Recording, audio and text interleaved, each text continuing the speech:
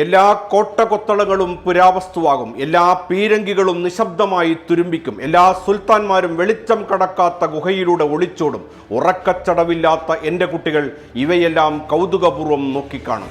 ഇത് സാക്ഷാൽ കടമ്മനിട്ടയുടെ കവിത. 2029 ഇന്ത്യ ആര് ഭരിക്കുമെന്ന ചോദ്യത്തിന് ജൻസികൾ നിർണയിക്കുമെന്ന് ഉത്തരം വരുന്നു. അപ്പോൾ ഇന്ന് കാണുന്ന സർവ്വകോട്ടകളും ഇടിഞ്ഞു വീഴുമോ? നമ്മുടെ കുട്ടികൾ ഇവയെല്ലാം കൗതുകപൂർവ്വം നോക്കിക്കാണുമോ? നീറ്റ് UG ചോദ്യപേപ്പർ ചോർച്ചയെ തുടർന്നുണ്ടായ വിദ്യാർത്ഥി പ്രക്ഷോഭവും മന്ത്രി ധർമ്മേന്ദ്രന്റെ രാജിയിലേക്ക് നയിച്ച CJP പ്രതിഷേധവും യുവജനങ്ങളുടെ രാഷ്ട്രീയ സ്വാധീനം വർദ്ധിക്കുന്നതിൻ്റെ തെളിവാണ്.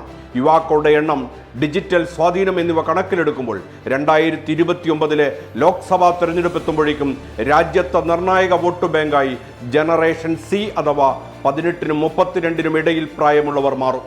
നീറ്റ് UG ചോദ്യപേപ്പർ ചോർച്ചയെ തുടർന്നാണ് രാജ്യവ്യാപകമായി വിദ്യാർത്ഥി പ്രക്ഷോഭം ശക്തമായത്. സമൂഹ മാധ്യമങ്ങളിലൂടെ അതിവേഗം സംഘടിതരാകാൻ യുവാക്കൾക്കുള്ള കഴിവും ഈ പ്രക്ഷോഭം നാടിനെ ബോധ്യപ്പെടുത്തി. 2029 18 മുതൽ 32 വരെ വയസ്സുള്ള ജൻസി ജനസംഖ്യ ഏകദേശം 38 കോടിയാകുമെന്നാണ് കണക്കുകൾ പറയുന്നത്. ഇതിൽ 19.9 കോടി പുരുഷന്മാരും 18 കോടി സ്ത്രീകളും ഉൾപ്പെടും.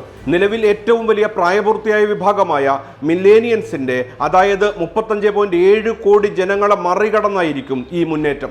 വിദ്യാർത്ഥികൾ, ആദ്യമായി വോട്ട് ചെയ്യുന്നവർ, തൊഴിൽ രംഗത്തേക്ക് പ്രവേശിക്കുന്ന യുവാക്കൾ, യുവ കുടുംബങ്ങൾ എന്നിവരിൽ ഏറ്റവും വലിയ വിഭാഗമാകും ജൻസി. അതിനാൽ തൊഴിൽ, വിദ്യാഭ്യാസം, ജീവിതച്ചെലവ്, ഭവന സൗകര്യം, കാലാവസ്ഥാ വ്യതിയാനം, ഭരണനിർവഹണം തുടങ്ങിയ വിഷയങ്ങൾ 2029 തെരഞ്ഞെടുപ്പിൽ കൂടുതൽ പ്രാധാന്യം നേടുമെന്നാണ് വിലയിരുത്തൽ. അതേസമയം ഇന്ത്യയിലെ ജനസംഖ്യയുടെ പ്രായഘടന മാറുന്നതിനാൽ യുവ വോട്ടർമാരുടെ ആകെ ശതമാനം കുറയുന്ന പ്രവണതയാണ് കാണുന്നത്. 1988 വോട്ടർമാരുടെ 38.3% 18-നും 29-നും ഇടയിൽ പ്രായമുള്ളവരെങ്കിൽ 2024 അതായത് 30%.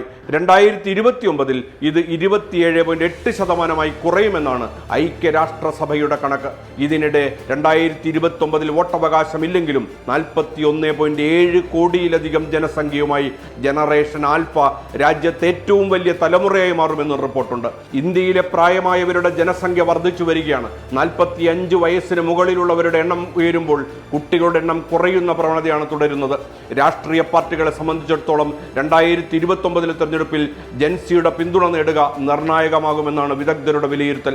സുപ്രീം കോടതി ചീഫ് ജസ്റ്റിസ് സൂര്യകാന്ത് നടത്തിയ പാറ്റപ്രയോഗത്തിൽ നിന്നാണ് CJPയുടെ പിറവി. 2026 മെയ് മാസത്തിലാണ് സംഭവം. മാസങ്ങൾ കൊണ്ട് രാജ്യത്തെ ശ്രദ്ധ പിടിച്ചു പറ്റിയ മൂവ്മെന്റായി CJP മാറുന്നതാണ് പിന്നീട് നാം കണ്ടത്. പ്രതിപക്ഷ കക്ഷികളെല്ലാം CJPയുടെ നീക്കത്തിന് ഒപ്പം നിൽക്കുന്നതും നാം കണ്ടു. അപ്പോൾ 2029 കാര്യങ്ങൾ ജൻസി തീരുമാനിക്കുമോ എന്ന ചോദ്യം പ്രസക്തമാണ്.